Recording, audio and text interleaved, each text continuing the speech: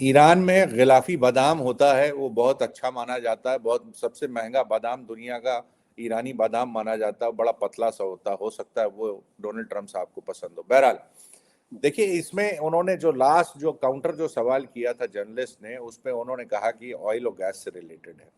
कल मैंने आपके दर्शकों को बताया था कि जो लास्ट राउंड पे बातचीत जब हो रही थी, उस राउंड में ईरान ने ऑफर किया था कि हम अमेरिकी कंपनीज को 6% स्टेक अपनी ऑयल और गैस की इंडस्ट्री में दे सकते हैं। 6% स्टेक बहुत बहुत बहुत होती है। मेरे ख्याल से ये उसी तोहफे को, उसी चीज को ये दोहरा रहे हैं जो जो विटकॉफ में स्टीव विटकॉफ ने और कुशनर ने कन्वे किया होगा, जिसको इन्होंने उस वक्त अहमियत नहीं दी और नकार दिया। जी देखिए, डोनाल्ड ट्रंप अब उन्हीं मामलों में उन्हीं मुद्दों पे बातचीत करने जा रहे हैं जिस पे ईरान हामी भर चुका था। ईरान ऑन रिकॉर्ड गया है कि साहब इनमें इन इन मुद्दों पे हमने हामी भर दी थी। ओमान के फॉरेन मिनिस्टर जो मौजूद थे उस बातचीत में, उन्होंने ऑन रिकॉर्ड कहा है कि इन सारे मुद्दों पे ईरान हामी भर चुका था। वो क्या थे?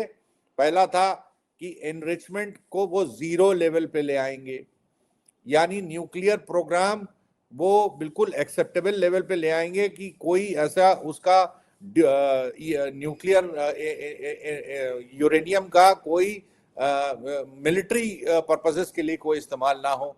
दूसरा, उन्होंने ये कहा था कि जो बड़ी बात कही, जो कहा था कि अमेरिका कंपनीज को हम ऑफर करते हैं 6% स्टेक। तो अब फिर सवाल ये उठता है कि ये जंग हुई क्यों?